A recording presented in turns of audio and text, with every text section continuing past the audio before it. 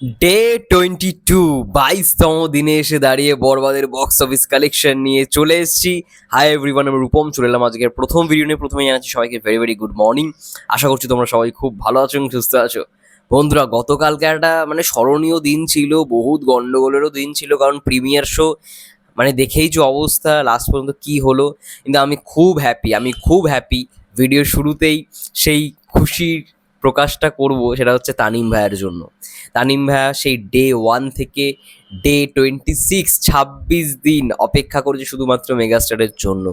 এবং দেখো, আমি তাকে বলেছিলাম যে দেখো ভাইয়া, অবশ্যই তোমার স্বপ্ন পূরণ হবে, খুব শীঘ্রই তোমার স্বপ্ন পূরণ হবে। আমার বিশ্বাস ছিল সাকিব ভাইয়া কাউকে নিরাশ করবে না, সাকিব ভাইয়ের চোখে অবশ্যই পড়েছে।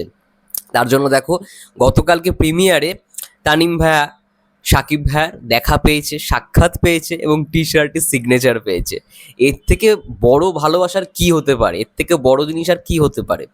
তো এটা একটা ফ্যান মোমেন্ট, ফ্যান মোমেন্টের থেকেও বড় কথা যে আমরা যখন যাদেরকে নিয়ে ভিডিও করি বা আমরা যখন যাদেরকে নিয়ে কথা বলি না, আমরা ভালোবাসি বলেই তো কথা বলি। তো সেই স্বপ্নটা যখন পূরণ হয় না, সামনাসামনি যখন দেখা করার কথা বলি বা সামনাসামনি দেখা করার এই আত্মপ্রকাশ করার যখন কথাটাই বলি না কেন, সেটা একটা আলাদাই মোমেন্ট ক্রিয়েট হয় আমাদের কাছে। তো তানিম ভাইয়ের ক্ষেত্রে গতকালকে সেটা হয়েছে ফ্যান্টাস্টিক। এবং আমি যা দেখলাম যে গতকালকে তানিম ভাইয়াকে দেখে আরও দুজন এমনভাবে সাকিব ভাইয়ের ওপর ঝাঁপিয়ে পড়েছিল যে সাকিব ভাইয়া বাধ্য হয়েছে চলে যেতে সেখান থেকে। এটা খুব বাজে বিষয়। যাই হোক, কালকে এটা অনেক গ্যাঞ্জাম হয়ে গিয়েছিল, আর কি করা যাবে, পুলিশ বাহিনী থেকে শুরু করে বডিগার্ড কেউই সামাল দিতে পারেনি, এত পরিমাণের লোকজন হয়ে গেছিল। অ্যাকচুয়ালি প্রিমিয়ার করা হয় এটার জন্যই, এটা স্পেশাল মানুষজনদের ডাকা হয়। তো এটা স্পেশাল থাকলো না, এখানে সবাই চলে এসেছিল, মিডিয়া পার্সন তো ভর্তি, ঠিক আছে। তো যাই হোক, কি আর করা যাবে। কিন্তু এটা ভালো লাগলো যে তানিম ভাইয়া তার স্বপ্নটা কোথাও গিয়ে তার স্বপ্ন পূরণ হলো। কংগ্রাচুলেশনস টু তানিম ইউনিভার্স এবং তানিম ভাইয়াকে, যে সে সাক্ষাৎ পেয়েছে ভাইয়ার, সে দেখা পেয়েছে, ভাইয়া তাকে সিগনেচার করে দিচ্ছে টি শার্টে। ভাইয়া তার সঙ্গে তাকে কোথাও গিয়ে বুক চাপড়ে বলেছে, মাথায় হাত দিয়ে বলেছে। দারুণ দারুণ, এরকম একটা বিষয় ভালো লেগেছে আমার। আমি খুব হ্যাপি। আমি গতকালকে আমি এটা চাইছিলাম যে তানিম ভাইয়া যাতে দেখা পায়, তানিম ভাইয়া যাতে দেখা পায়, কেউ পাক না পাক আমার কোনো যায় আসে না, তানিম ভাইয়া যাতে পায়। ভাই, সে পরিশ্রমটা করেছে মেগাস্টারের জন্য।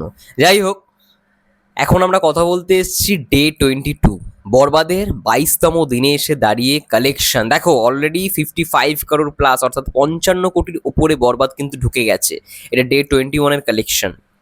ডে 22-এর কালেকশন অনুযায়ী বরবাদ অলরেডি 57 to 58 crore, অর্থাৎ 57 থেকে 58 কোটি টাকার মধ্যে বরবাদ ব্যবসা করেছে টোটাল, ডে 22 মিলিয়ে। Day 22 I think two two না সরি 2.5 কোটি থেকে 3 কোটি, 2.5 কোটি থেকে 3 কোটির কাছাকাছি ডে 2-তে, এই ডে 22-তে ব্যবসা করেছে। এবং সব থেকে গুরুত্বপূর্ণ বিষয়, এটা আই থিঙ্ক অফিসিয়ালি জানানো হবে, যে ইটালি রোমে ভাই মারাত্মক মারাত্মক রেসপন্স। এই রেসপন্স বাংলা সিনেমার ক্ষেত্রে বা সাকিব ভাইয়ের আগের সিনেমার ক্ষেত্রে দেখা যায়নি। ইটালির রোমে ব্যাপক রেসপন্স, ব্যাপক, বাংলাদেশে একটা সিঙ্গেল স্ক্রিনের বাইরে যেরকম অডিয়েন্স থাকে, যেরকম লোক দাঁড়িয়ে থাকে, ঠিক সেরকম চিত্র দেখতে পাচ্ছি ইটালির রোমে, ঠিক আছে। সেখানে সেম টু সেম অবস্থা, ব্যাপক। আমার তো দারুণ লেগেছে বিষয়টা। তো যাই হোক, এখনো পর্যন্ত 57 থেকে 58 কোটি টাকার মধ্যে বরবাদের ব্যবসা হয়েছে।